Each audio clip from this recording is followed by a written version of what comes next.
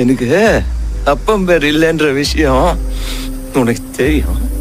அதெல்லாம் தெரிஞ்சு என்ன பார்த்து யாரு மேனுஃபேக்சரிங் செஞ்சது, யாரு ப்ரொடக்ஷன் செஞ்சது, ஸ்டாம்பு அது இதுன்னு குத்தி பேசிட்ட பாத்தியா சார்? என் அப்பம் பேரை பத்தி பேசினா என் பொறுப்பு அவமானப்படுத்தின மாதிரி தானே. என் புதப்ப அவமானப்படுத்தினா என் அம்மா அவமானப்படுத்தின மாதிரி தானே.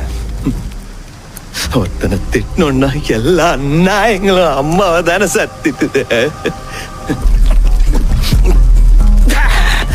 ஆயிடுச்சு,